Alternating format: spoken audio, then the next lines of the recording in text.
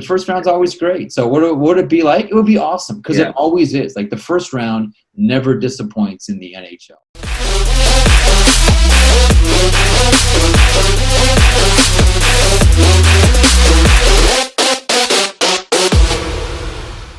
Hello, everybody. Welcome to the 12th episode of the Underrated Podcast, the podcast where we talk to you about sports and we rant about a bunch of stuff that we think should be ranted about. Today, we have a special guest.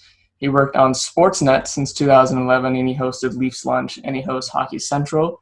And he also hosts a podcast called 31 Thoughts, where they talk about sports and recent sports news. Jeff Marek, how are you, Mr. Marek? I am doing well. I'm happy to join you guys today. The first thing that I noticed is you're wearing a Whitby Wildcats hat. My two kids, one of them plays on the Clippers, and the other kid plays AAA 2010 with the Waxers. So I'm in hostile territory, I understand. I thought I would wear that just to, kind of brighten up the mood a little bit. But we saw that you were also on a radio before you moved to Sportsnet and doing television. So was your goal to be on television, or was it for radio? You know what? Everything in my career has kind of been accidental, Braden and Matt. Like none of it has really been planned. I never said. Every now and then I look back at, when I took a summer job in promotions in 1995 at Sports Radio, the Fan 590, back when it was the Young and Eglinton on 40 Holly Street. I look back and I say, how did I end up here now? What I catch myself every now and then. Even before when I'll go on set on a Wednesday night hockey show or go on radio or do a podcast, kind of catch myself and say, well, this wasn't any type of plan that I put together. I was at university and I finished my BA and I wanted to go on to do a PhD and be a tenured prof, and all that kind of went by the wayside. So to say that any of it was deliberate or any of it hit a target or any of it was a goal of mine would be completely fraudulent. I've just sort of approached this career without really setting any targets and without really setting any goals, other than I'm going to wake up every morning and work as hard as I can and try to learn a lot and be as curious as I can and see where this thing takes me. And what did you have to do professionally to change from radio? What things do you need to change from radio to television?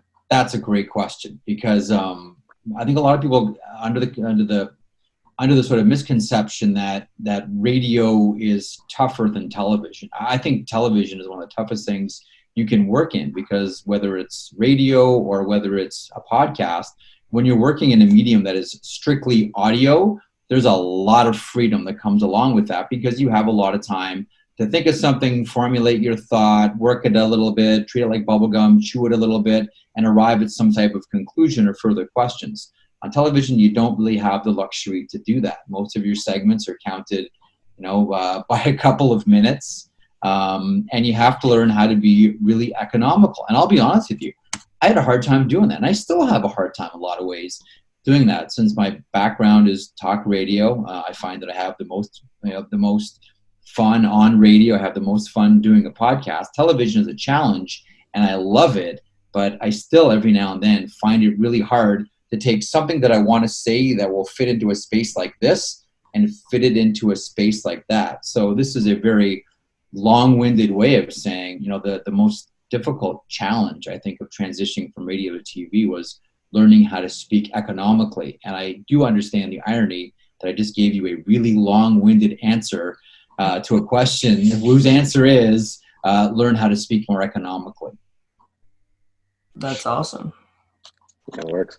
And okay, it beats working for a living. And my wife and I always joke, this is the only relationship that my wife has ever been in where her boyfriend, or now husband, wears makeup more than she does. And I can honestly tell you that since I started doing TV, this has been the longest during hockey season that I've gone without wearing makeup. So hopefully I can get back to wearing it one of these. Okay, so what kind of advice would you give to people like us who are looking to host a kind of successful sports podcast or radio show or whatever? You're doing it. Yeah. Right now, you're doing it. I always say to anyone starting in the industry, you have all the tools that are available to you right now. Use them. Go out there, try as many things as you can, make as many mistakes as you can, and don't worry about them. And you guys are doing that. I mean, this is what you guys want to do. You're well on your way. How old are you guys? What age? 15. Like 15, 16, I'm 16. 16. So like you guys are well on your way to 16. doing this. Like honestly, when I was 15 years old, if you asked me what I wanted to do for a career, I didn't even know what a career was. I was still in high school playing sports, and I had no idea what I was going to do for like a real job. But if you guys already have that focus and that determination, you're one up on everybody else. The other thing that I would offer, and I still try to do this, it's becoming more and more challenging as the demands of the career get a little bit greater and greater every year, is try to do things that take you out of your comfort zone. Like my comfort zone is talking about hockey. I could roll out of bed and talk about hockey all day long, whether there's a camera in front of me, whether there's a microphone in front of me, whether I'm at a coffee shop, whether I'm at a rink, whether I'm on a run with a buddy of mine. It doesn't matter. I could roll out of bed and do that. Like I'm very comfortable talking about hockey. It's tough to grow as a broadcaster if that's all you do. If you just stay in that pocket, stay in that zone, it's really difficult to grow and to develop and get better because you're never challenging yourselves. I always recommend to broadcasters, at least once a year, I try to do this. Do something that is completely out of your comfort zone. Do something different. Take a challenge on that isn't in that sweet spot where all of a sudden you feel a little bit nervous to go on the air. You feel a little bit nervous to try something because you've never done it before. That's where you find real growth as a broadcaster, not just doing the same thing every time because it's comfortable and you're somehow good at it or have found a way to become proficient at it. So 2 things. You guys are already doing it. Keep doing a podcast. Keep finding different vehicles to stay on the air. And 2, challenge yourselves. Get out of a sports bubble. Try to put yourself somewhere else, albeit briefly, because you'll find that's where you end up growing the most as a broadcaster. Yeah, that was awesome. In terms of career, have you reached the pinnacle of your career, or do you have plans kind of moving forward? Really? Wow, I'm always surprised that I get to a level that I'm at because, again, like I mentioned before, none of this was a plan. So if it were for me, if it were all over tomorrow and I become a victim of coronavirus here, like my career is over and I got to go and find something to do, I'll be quite happy with it. If this is, the highest that I'm going to achieve in this industry, I'm happy with it. I've never really, judged myself based on where I'm at. I sort of judge myself with, how happy I am, how much I'm learning, how much enjoyment am I getting out of the job. And I can honestly tell you every single day, there's something about my job that I really love. I mean, there's always the frustrations that we all have in day-to-day life and certainly in careers. But I've always said, the minute that I'm not enjoying what I'm doing, the minute I'm not loving this anymore, I'm out. Like I will leave. There is really no point. And I'm just taking up space. If I'm just in it just to sit there and collect a paycheck, then I'm just taking up space from someone else who has a legitimate passion for it and probably deserves to be there. Still wake up, getting excited about going on the radio or doing a podcast with Elliot or going on television. So is that a pinnacle for me? I guess so. But I mean, a lot of the ways up to this position that I'm at now, I've said, wow, this is remarkable. If it all ended tomorrow, I would still be happy. Everybody wants to work on Hockey Night in Canada. Like that is like the Cadillac. That's the gold standard of the hockey industry. I worked on there doing rinkside briefly for a few years and doing the iDesk with Scott Morrison. And that was a real treat, doing things like the Olympics. And I was able to be part of 2 different games, one in Rio and then 2008 in Beijing in China. That's a real pinnacle of the industry. So there are always things that you want to do. But as far as, hitting a pinnacle, I kind of feel like I'm already there because I'm happy and I'm enjoying what I'm doing. I like the people that I work with. I like the contacts that I've made. I like this little family that I've created of people at our shop. So I guess it feels like I'm at a pinnacle because I'm really happy where I'm at right now. That's awesome. All right, that's perfect. Okay, so I'm just gonna kind of take the torch and run with it here, metaphorically. Sure. So we know you like talking about hockey. You mentioned that before. So yeah. I'm just gonna start talking about it because that's always a fun topic. Do it. How do you think the Leafs' chances were in the playoffs before the pandemic? So do you think they would have lasted long, or do you think they would have just been like in and out? I mean, it's what a weird team. I want to say they would have had a good chance. The problem is they play in a real tough division, and they'd have to face either Tampa or Boston in the first round. I probably like their chances better against the Boston Bruins. Listen, I mean, we've seen last year, we saw Tampa collapse in 4 games against Columbus, and we've seen the Toronto Maple Leafs stretch the Boston Bruins the last 2 seasons to 7 games, and the Maple Leafs are a better team than they were those previous 2 seasons. Yeah. So playoff hockey is place your bets. But, I mean, as far as having a quality team, as long as they're healthy and as long as they're getting goaltending, I don't see why they couldn't have done, some type of damage. I'm not saying a conference final and make it to the Stanley Cup, but they could have done some damage if all things broke in the right direction. Yeah. Man, that first round matchup would have been tough. Yeah, that's the worst thing about playing in the East, though, is that you really have that tough. Either you have the top Atlantic Division or tough Metro Division. You have really just those 2 kind of tough opponents, like that kind of like pick your poison, either the Metro or the Atlantic that you got to take on.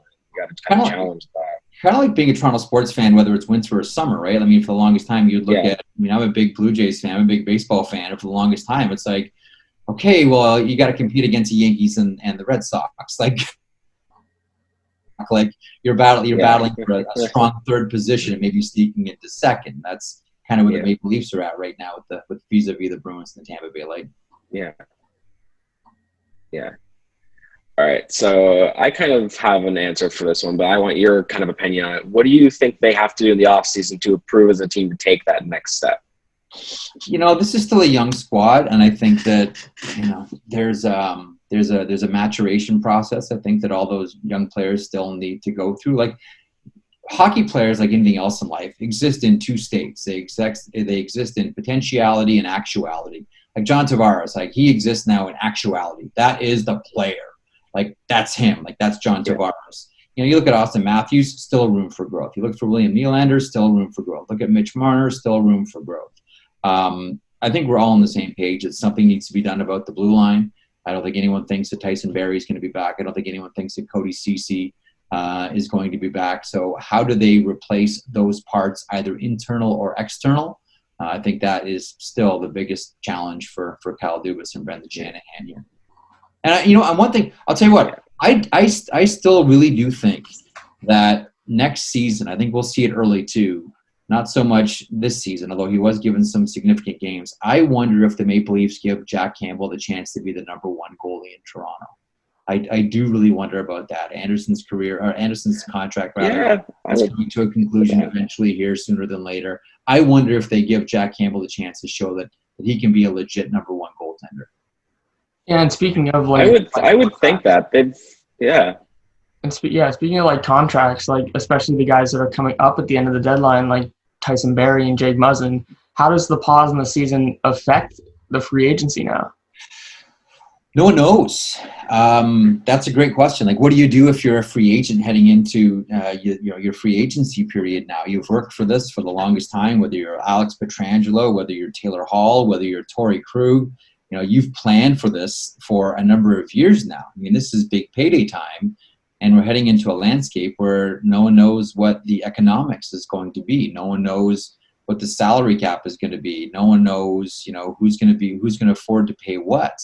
It's not as if, we know you're not heading into a rich landscape right now. So I do wonder if for all these guys, they do, 1, maybe 2-year contracts and then look for the longer term deal when not just the sports economy, but the global economy is a lot better. A lot of times guys will head into this, okay, this is my chance to hit the home run.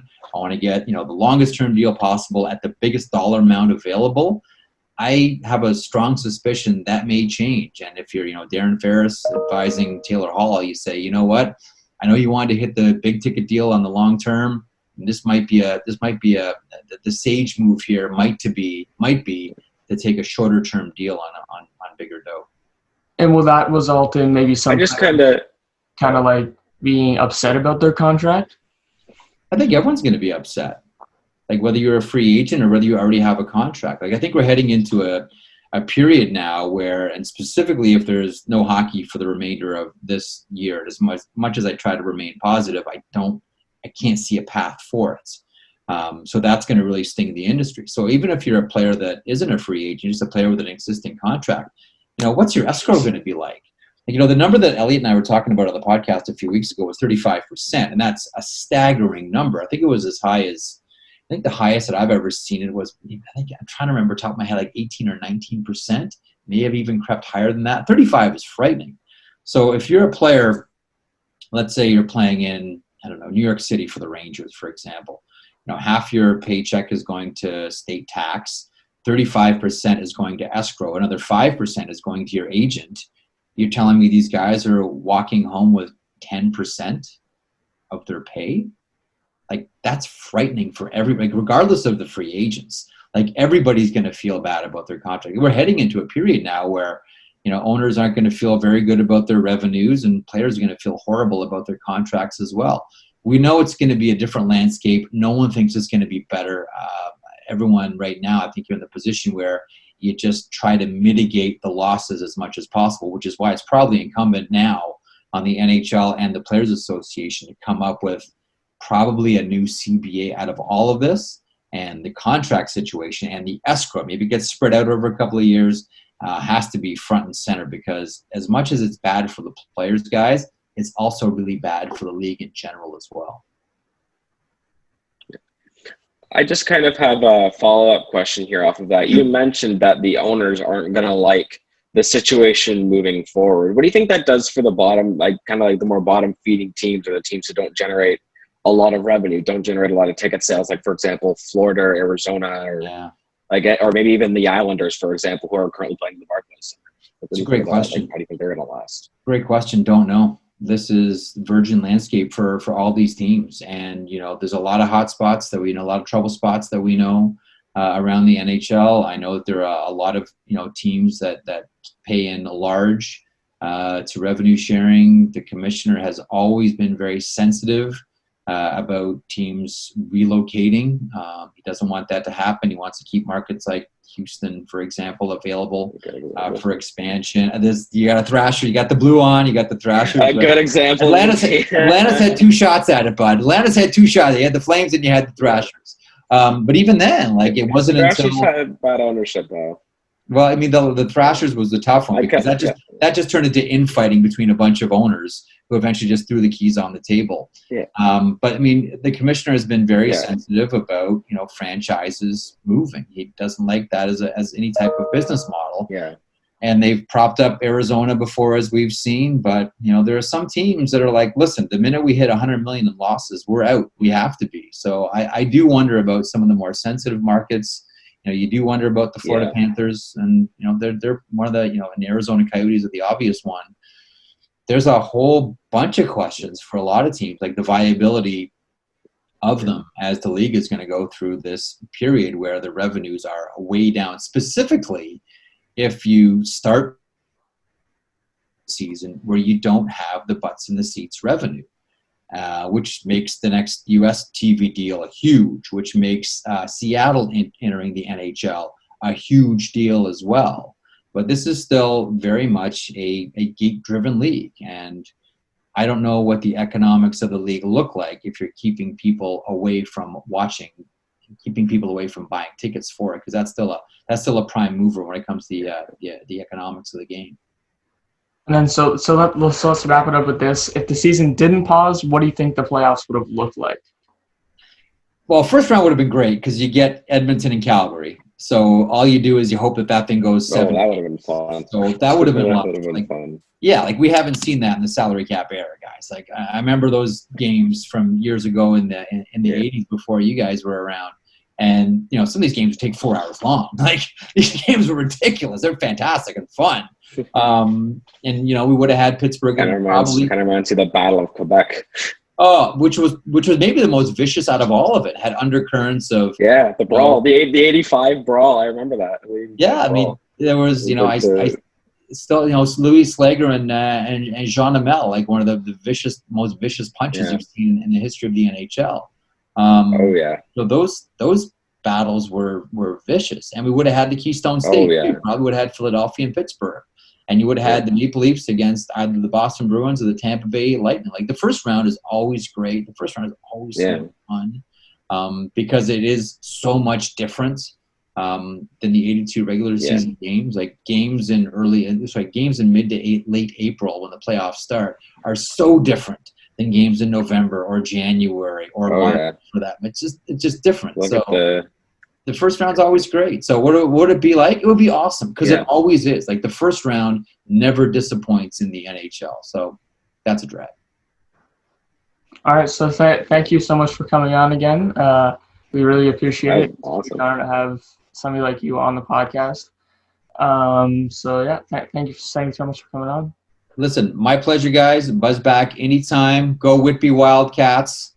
Look at that cap on you, Braden. And, stay in touch, boys. And listen, congratulations to you guys. 15 and 16 years old and doing your own thing. It's fantastic. Keep it up. Make me a promise. Make me a promise right now. You will never stop. I will not stop. All right, good. Matt? I will not stop either. This is what I want to do. Keep it up, boys. Keep in touch. We'll get together again soon. Thank you.